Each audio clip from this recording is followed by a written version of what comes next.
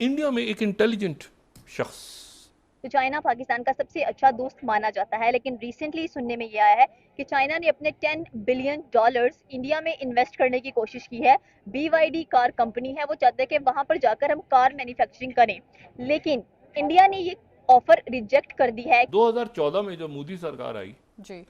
तो उन्होंने look east को एक्ट ईस्ट पॉलिसी बना दिया। अच्छा। इसका था चाइना को कंटेन करना है।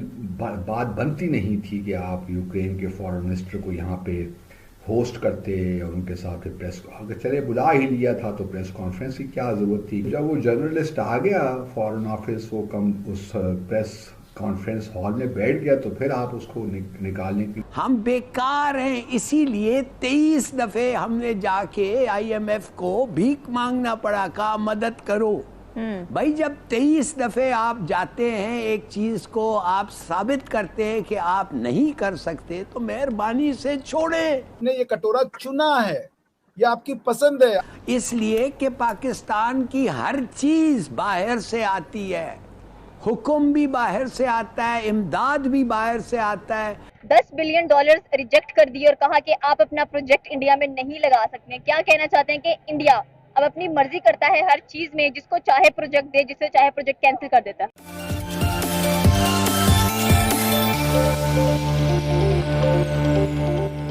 नमस्कार दोस्तों, स्वागत है आपका मेरा यूट्यूब चैनल एसएस रिएक्शन पर। दोस्तों, एलन मस्क की कंपनी टेस्ला भारत में मैन्युफैक्चरिंग करने के लिए ज़ोरों शोरों से तैयारी कर रहा है, जबकि चीन की इलेक्ट्रॉनिक कार मैन्युफैक्चरिंग भारत में करने के लिए चीन चाहता था, जबकि भारत की गवर्नमेंट ने डायरेक्टली उस डील को कैंसिल कर दिया है, जो कि चीन के साथ साथ पाकिस्तान को भी झटका लगा है।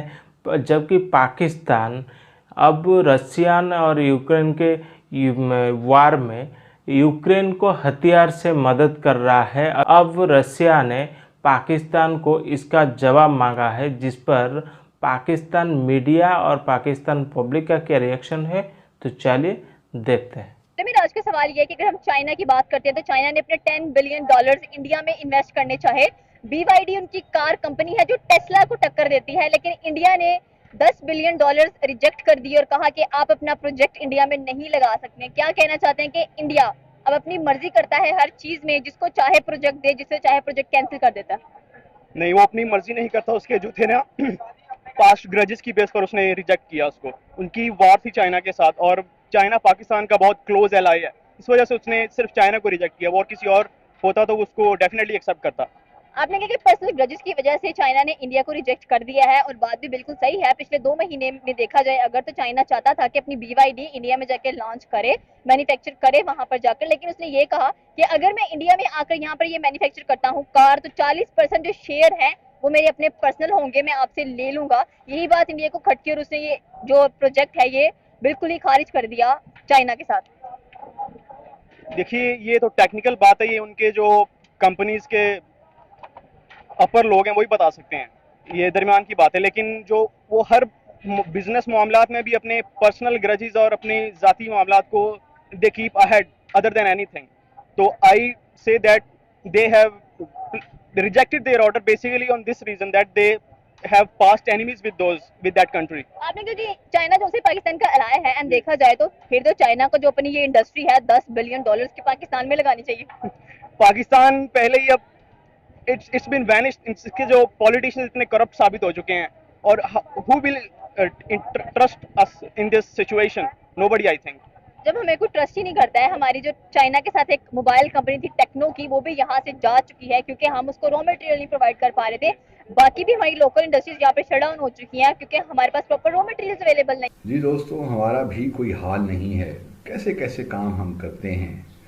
अब यही ले लीजिए, यूक्रेन के वज़ीर ख़ारजा पाकिस्तान के दौरे पे आए हुए थे पिछले हफ्ते। अब ज़रा हुकूमत से कोई पूछे कि जब से यूक्रेन मारिज़ वजूद में आया है 2092 में शायद, उस वक्त से लेकर आज तक किसी भी यूक्रेन के वज़ीर ख़ारजा ने पाकिस्तान का दौरा नहीं किया। गो के हमारे यूक्रेन के साथ ताल्लुकात अच्छे रहे हैं, हमने बड़े मेन बैटल टैंक्स भी उनके खरीदते रहे हैं हम माजी में, और भी बहुत से, हमारा ट्रेड भी अच्छा रहा है और ताल्लुकात में गर्मजोशी सी भी रही है। लेकिन हुस्न इत्तेफाक कहिए या कोई कि कभी यूक्रेन के वज़ीर ख़ारजा ने या उनके वज़ीर आज़म या प्रेसिडेंट ने कभी भी पाकिस्तान का दौरा नहीं किया। अब इस वक्त जबकि यूक्रेन हालत जंग में है रूस के साथ, तो उनके वज़ीर ख़ारजा हमारे सरकारी दौरे पे आ गए पाकिस्तान पे। और फिर यही नहीं, आप ये भी देखिए कि जो इस वक्त पाकिस्तान में हुकूमत है वो भी अब कुछ शायद 3 हफ्तों की मेहमान है। अब वज़ीर ख़ारजा यूक्रेन के क्यों आए और हमने क्यों इतनी दिलचस्पी उसमें शो की, ये एक मुअम्मा सही है। और फिर ये दूसरी बात जो कि हुई कि वज़ारत ख़ारजा में 2 मुलाकातों के बाद एक प्रेस कॉन्फ्रेंस थी, हमारे वज़ीर ख़ारजा थे और यूक्रेन के वज़ीर ख़ारजा, तो वहाँ पे रूस के एक जर्नलिस्ट भी मौजूद थे उस प्रेस कॉन्फ्रेंस में। तो यूक्रेनियन एम्बेसी ने कहा कि जी ये तो मुनासिब नहीं है, अगर ये इस प्रेस कॉन्फ्रेंस में रूसी जर्नलिस्ट मौजूद होंगे तो फिर ये प्रेस कॉन्फ्रेंस नहीं हो सकती। फिर हमें ऑब्वियसली हमारे वज़ारत ख़ारजा को रूसी जर्नलिस्ट को कहना पड़ा कि जी आप इस प्रेस कॉन्फ्रेंस से निकल जाइए, क्योंकि बहरहाल यूक्रेन के जो फॉरेन मिनिस्टर थे हमारे मेहमान थे, तो हमने उनकी ख्वाहिश का एहतराम तो करना था, लेकिन इसको हैंडल करने का कुछ और भी तरीक़ा था या हो सकता था। कम से कम चलिए, अगर जर्नलिस्ट आ ही गए थे और उनके पास ऑब्वियसली वैसे तो नहीं आए, उनको भी किसी ने इन्फॉर्म किया होगा, हमारा जो तरीक़ाकार होता है, या तो उनको आप पहले ही कह देते कि कौन कौन से सिलेक्ट गैदरिंग है जर्नलिस्ट की, सिर्फ कुछ जर्नलिस्ट हमने बुलाए हैं, और उनको बाय नेम आप बुला लेते। जब आपने ओपन इनविटेशन दी तो फिर तो सबको आपने बुला लिया। फिर जब वो जर्नलिस्ट आ गया फॉरेन ऑफिस, वो उस प्रेस कॉन्फ्रेंस हॉल में बैठ गया, तो फिर आप उसको निकालने के लिए फिर यूक्रेन की एम्बेसी को पहले से मामला तय कर लेने चाहिए थे, रादर देन के आखिरी वक्त में आके पाकिस्तान के लिए सिचुएशन भी बनाए। तो ये वो सारे मामलात हैं जो मैं हैरान होता हूँ कि किस तरह हम चीज़ों को हैंडल करते हैं। पहली बात तो ये, किसने ये मशवरा दिया कि यूक्रेन के वज़ीर ख़ारजा पाकिस्तान का दौरा करें, ये आइडिया आया कहाँ से?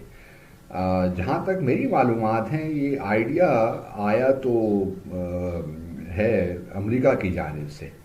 तो दोस्तों देख लिया आपने, इनका कहने के हिसाब से कि भारत जब अपनी मफादात देखते हुए जो भारत के साथ फ्रेंडली कंट्री है उनको भारत एंट्री देता है और दूसरों को नहीं।